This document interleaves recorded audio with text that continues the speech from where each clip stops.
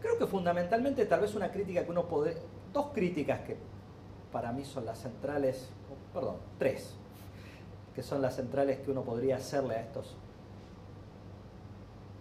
estos conjuntos de economistas, que por cierto, cada una de las críticas se aplica más o menos a cada uno de ellos, porque hablamos de los pioneros del desarrollo, los estructuralistas, los dependentistas, pero yo creo que me centraría en tres. Una es, ya mencioné antes, el excesivo énfasis y la excesiva fe en el rol del Estado. Creo que ahí un baño de Ann Kruger no está de todo mal, los gobiernos también fallan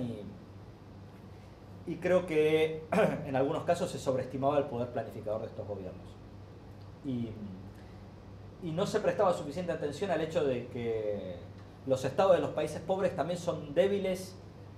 como las economías a las cuales gobiernan. Y creo que en esto ha aportado mucho la teoría, algunas teorías sociológicas que miran la conformación de diferentes estados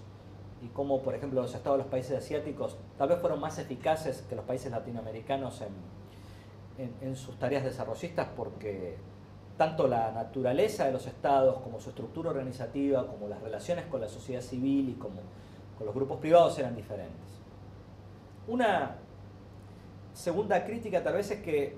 creo que ex post facto uno puede ver que el pesimismo sobre la inserción en la economía mundial era tal vez exagerado. Finalmente hoy uno encuentra casos como Singapur, de países que prácticamente colonizados, por usar una palabra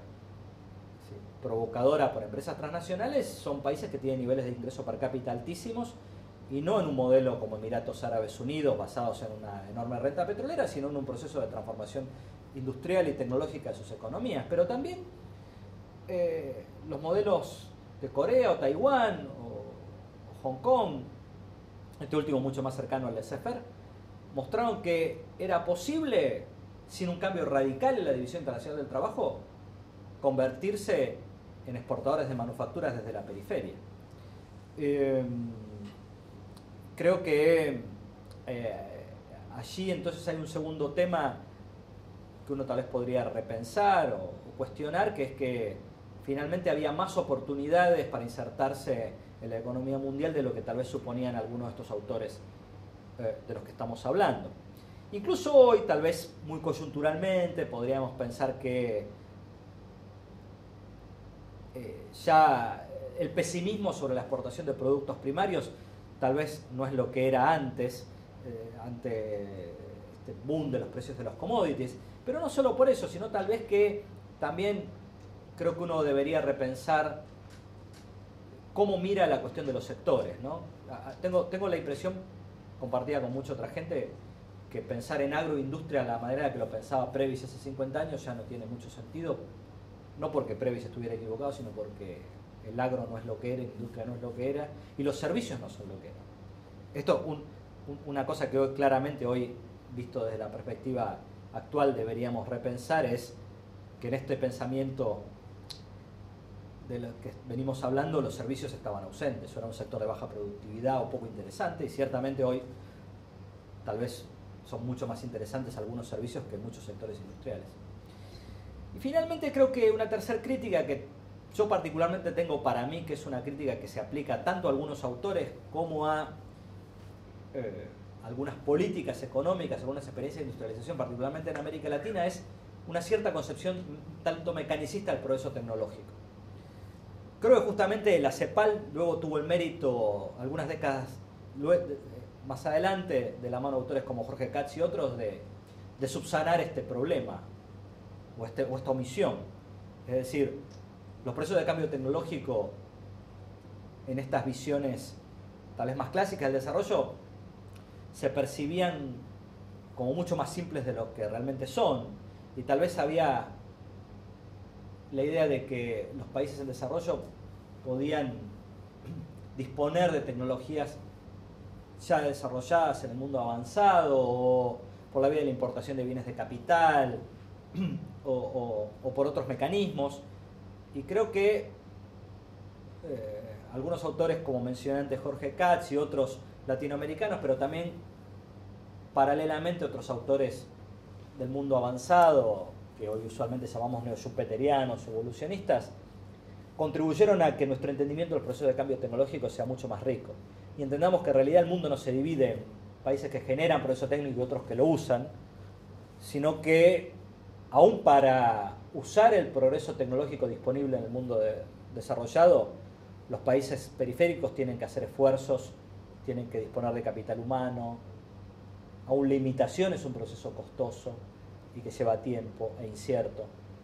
Y creo entonces que si bien, como digo, la propia tradición estructuralista y cepalina contribuyó un poco más adelante a tener mucho más claro estos procesos,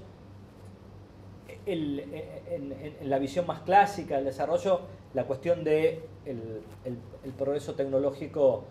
era vista tal vez de una manera, insisto, un poco mecanicista. Y esto se notaba también cuando uno va a mirar experiencias de desarrollo económico concreto. Por citar el caso de Argentina, los ideólogos del desarrollismo decían la tecnología se compra y no hace falta generarla. Y hoy sabemos que esto no es tan así, porque está el conocimiento tácito, está la idea de que el conocimiento es un proceso acumulativo, etc. Finalmente, una cuarta crítica que uno podría hacer, y que creo que ya ha sido hecha, pero vale la pena repetirla, ha sido hecha ya tempranamente por autores como Sen y otros, es que en todas estas, o la mayor parte de estas contribuciones, la cuestión del desarrollo social se suponía que era una cola del desarrollo económico. Esto es, una vez que los países lograran industrializarse y modernizarse, el desarrollo social iba a venir como colofón. Y en este sentido no es extraño que uno pueda considerar que Simon Kuznets era parte también de este grupo de economistas clásicos del desarrollo, con su famosa curva que me decía, bueno, uno tiene que tolerar un cierto empeoramiento de la distribución del ingreso al principio, pero luego, a medida que el proceso de desarrollo avanza, también lo social mejora. Y creo que la experiencia brasileña mostró que esto ciertamente distaba de ser algo automático, y ciertamente cualquier revitalización de la teoría del desarrollo clásica debe